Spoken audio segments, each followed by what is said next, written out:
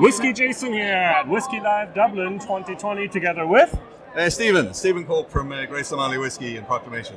And Anke Hooley. Yeah, you have your microphone yourself. We're sharing a microphone here. Very good. So, a female pirate. That's what I know about this brand a little bit. Tell me more, though. Okay, so Grace OMalley was a pirate queen off the west coast about 450 years ago. If you're in school in Ireland, you'll cover Grace OMalley in school. So what Grace OMalley was famous for, she had her ships all along the west coast, but when her son was arrested by the British forces, she famously sailed up the Thames into London, had a meeting with Queen Elizabeth I, which is actually documented in London, and they got on really well. What's amazing about the story is the meeting was in Latin, and a lot of people are surprised with that, and they say, why would a meeting with a pirate from the west of Ireland and the Queen of England be in Latin? Because Grace OMalley was very well educated, and the reason she was well educated was it was customary in those days to keep monks on your land. And what else are monks famous for? Making whiskey. So in those days, and folklore has it, Grace OMalley brought a bottle of whiskey from the west of Ireland to London back in the 1500s, and we think it was the first export of Irish whiskey. So that was the original idea.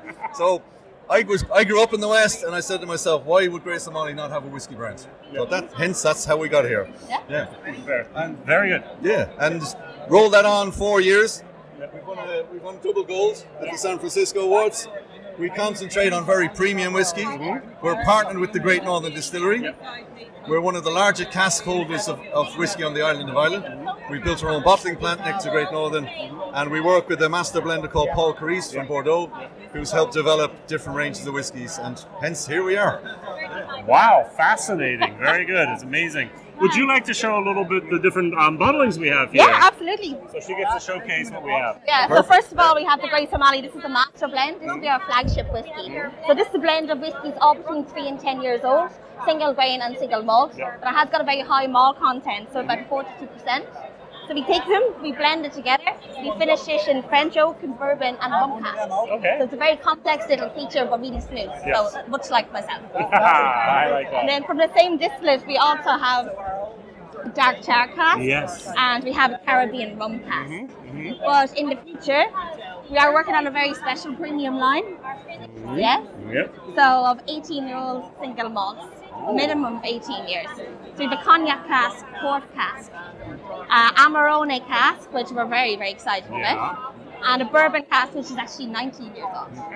So very good. Lots of exciting things to come. All right, let's talk a little bit about distribution. I know you're here. Just before you jump in, one of the things we do, which is very different for the Irish whiskey market, because we work with Paul Carise from Bordeaux, and Paul has worked on Plantation Rum, Citadel Gin, Maison Franc, we marry our whiskies. And what that means is, after it's blended, it goes back into casks for 6 months, which is quite an unusual technique for Irish whiskey. So it gives you that extra... Our typical whiskies, which are 4 or 5 years old, can actually taste like a 10, 12-year-old when people taste them. That's one of the tricks we use. Distribution, very strange. During COVID, we had to pivot. So as everybody knows, it's been a very strange two and a half years. But we've reached out internationally. We're actually in 22 countries at the moment. So we're working with Kammerkirch in Germany, which is a fantastic working relationship. We're in Austria, we're in Ukraine, we're in France, we're obviously in Ireland, the UK, and now we're across the States and America as well. So it's great. We've had orders recently from Nigeria, Malaysia, Singapore. So the Irish whiskey world is hot at the moment. It's great. It is hot. I'm asking everyone the question, where do you see Irish whiskey in 10 years from now? I think what's really interesting, when you come to this show today, if I was here 5 or 6 years ago, the average age would have been my age group. I'm looking around and there's a lot of younger people here. It's becoming much more acceptable. And one of the reasons we didn't push single malts particularly hard is because it's too strong a flavour for some of the younger audience. And I've noticed a much younger group at this, which is great for the future of the industry. Well, we have the cocktail as well. Absolutely. Absolutely. So we have a cocktail here today as well that we use the flagship, the Master Blending, mixed with cloudy apple, vanilla and cinnamon syrup, and lemon juice, and in a punch bowl. So it does make it a bit more accessible to the younger crowd there to get into whiskey and have it in cocktails as well. Wonderful. All right, very, very good. If I may ask you very briefly, how many bottles of Irish whiskey are you selling a year at the moment? From us, or for the whole thing? What scope? What size are we talking about? That's a difficult one. sorry. From Ireland, I know last year we sold 40,000 bottles of whiskey in the Irish, just bottles in the Irish market. And then I'd have to go off and do sums to work out the international. Yeah. Don't worry. Very, very That's good. it. All right. Well, thank you very much. So www.com.